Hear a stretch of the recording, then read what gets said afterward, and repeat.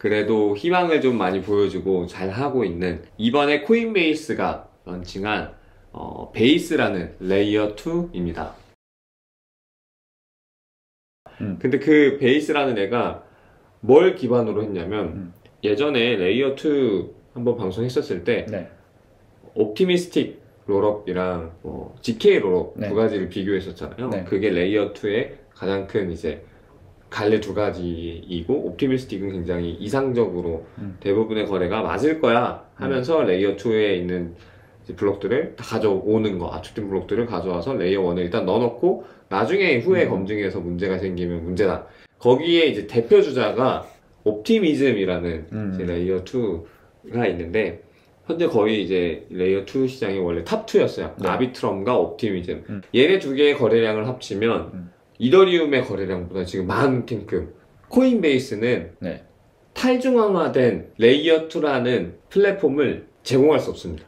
왜냐? 코인베이스 자체가 저 규제를 따라야 되고. 그쵸, 규제를 따라야 되죠. 네. 그러면 책임질 수 없는 체인을 운영할 수는 없어요. 그렇죠. 그쵸? 이 모든 책임이 어쨌든 거래소에 직접적으로 영향을 미칠 거기 때문에. 네. 그러면 거래소가, 코인베이스라는 회사가 컨트롤을 할 수 있는 일단 체인이어야 됩니다. 하지만 그럼에도 불구하고 이더리움 쪽의 유저들을 흡수하고 또 싶긴 이더리움 쪽에 있는 앱들을 사용하고 싶게 만드는 욕구도 존재하는 거죠.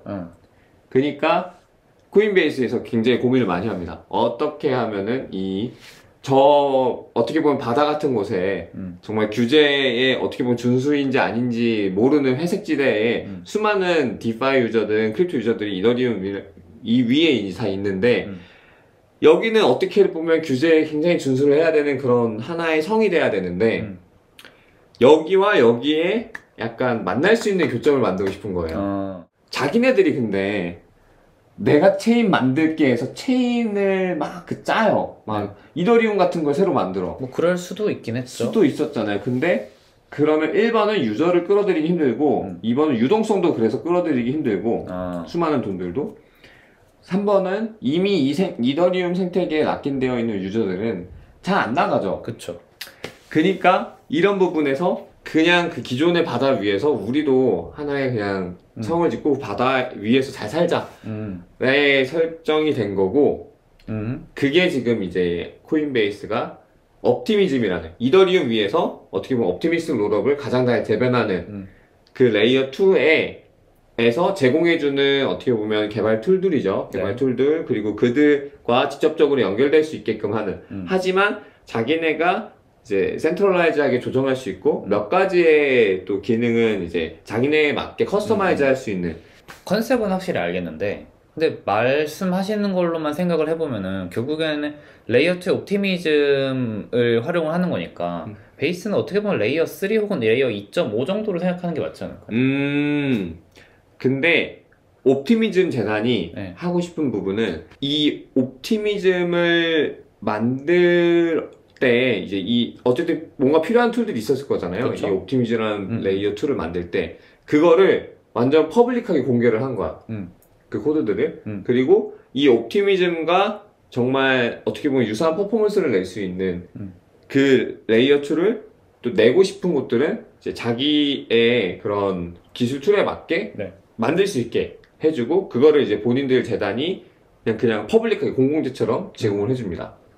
그래서 코인베이스는 어떻게 보면은 옵티미즘 위에 또 만드는 게 아니라, 레이어 2가 옵티미즘인데 그걸 위에 만드는 게 아니라 옵티미즘의 프레임워크를 사용해서 얘랑 병렬적인 애가 새로 나온 거예요. 그리고 이 옵티미즘 쪽에 뭐 지갑이라든지 다양한 툴들을 또 베이스에서 병영해서 쓸 수 있게끔 이제 자체적으로 좀 결정할 수 있겠죠. 쓸지 안 쓸지. 그래서 이 옵티미즘 쪽에서 제공하는 프레임워크를 통해서 레이어 2를 만들기가 쉬워졌어요. 하지만 얼마나 옵티미스틱으로. 그쵸. 하지만 옵티미스틱하게 사용하고, 다만 이들도, 옵티미즘도 그냥 무료 공공사업 이런 봉사하는 게 아니라 이 베이스에서 만들어내는 이제 수익의 15%를 옵티미즘에서 이제 공공 펀드로 쓸 수 있게끔 하는 그런 트레저리에 이제 계속 제공을 하게끔 사용료를 내는구나. 네, 어떻게 보면 사용료 이런 조항을 또 짜놨어요. 서로가 그런 거 발표하고. 그래서 전체 생태계는 또 커질 수 있게 이 옵티미즘의 프레임워크를 통해서 만들어진 많은 레이어 2들은 서로가 이 옵티미즘이라는 생태계를 더 키울 수 있게. 그게 이제 이들이 말하는 아마 슈퍼체인 이제 그 생태계의 미래거든요. 그게 슈퍼체인이다. 네, 슈퍼체인이다. 그래서 이 코인베이스가 최초가 아닙니다. 다른 되게 좀 저명한 유명한 기업들도 이 옵티미즘 쪽 프레임워크를 통해서 레이어 2를 만들겠다고 얘기를 해놨어요. 그럼 뭐가 이 베이스 위에서 돌아갈 수 있을까? 이제 유저들이 기대를 많이 했죠. 왜냐하면 코인베이스는 미국에서 어쨌든 가장 많은 미국인이 쓰고 있는 거래소이고 사용자도 많고 돈도 많고. 그쵸? 그럼 그 거래소가 마치 미국인의 수십만 명 혹은 100만 명에 되는 유저를 끌고 올 수 있는데 그게 지금 암호화폐 유저 수, 암호화폐가 이제 메타마스크가 전체 그런 활성 유저로 따지면 월 한 100만? 얼마 안 된다. 네, 얼마 안 된대요. 그러니까 굉장히 적은 숫자인데 그거에 비등하거나 혹은 더 뛰어넘는 유저가 그냥 한 방에 들어올 수 있게 되는 그런 기대감을 심어줬구나. 그런 기대감이 이제 생긴 거죠. 정말 크립토 유저. 하지만 이 크립토에서만 살고 있었대. 이게 규제랑은 정말 연결은 안 될 수도 있었던 그레이 에어리어에 있던 이 세계에서 규제를 완벽하게 준수하는 이 세상에 수많은, 대신 이제 수많은 유저가 있는 거래소에 상장되는 그 회사가 끌고 있는 이 유저풀이 연결이 된 거죠. 어떻게 보면 연결이 된 거죠. 그래서 되게 기대감이 많았죠. 그러면 베이스에서 뭐가 잘 될까? 사람들이 기대가 많죠. 뭘로 실사용 사례를 만들까? 근데 그런 거에 대해서는 이미 우리가 기대하고 있었던 게 있었잖아요. 탈중화가 아니더라도 블록체인 기술 자체가 굉장히 의미 있는 기술이고 이거 굉장히 활용하면은 이곳저곳에서 엄청 많이 잘 쓸 수 있다. 뭐 하다못해 그냥 뭐 자기 증명 같은 거로도 그냥 공개된 채로 하면은 자기 증명을 되게 쉽게 할 수 있는 거잖아요. 자기 계좌 증명이라든가 그런 걸 노력했죠. 좀 비전을 이제 좀 얘기했던 그런 부분들은 결국에는 코인베이스 자체는 막 거래소로 본인들이 역할을 끝내고 싶어 하진 않았어요. 굉장히 다양한 정말 블록체인에서 수많은 행위들을 자기 이 하나의 앱으로 다 할 수 있게 올인원 슈퍼 앱이네. 네, 그렇게 좀 되고 싶었고 근데 규제에도 준수하는 그런 이제 유저들이 이제 보호도 받으면서 정말 적법하게 다양한 암호화폐 프로덕트들을 사용할 수 있게끔 하는 게 이제 어떻게 보면 코인베이스의 먼 비전이고 그걸 올인원 솔루션으로 주고 싶은 것이고 그렇다 보니까 자기네 거래소 위에서 거래뿐만 아니라 디파이의 그런 자산을 스테이킹하는 솔루션도 이제 런칭할 수 있고 뭔가 우리 디파이에서 되게 좋은 게 이제 LP 토큰 이렇게 하는 거잖아요. 유동성 공급하고 돈 또 버는 이제 어떻게 보면 파밍하는 거 네. 이런 것도 좀 할 수 있게 하고 지금은 안 그러고 있었어요. 저는 제가 알기로는 바이낸스에서는 비슷한 게 있었던 걸로 기억하는데.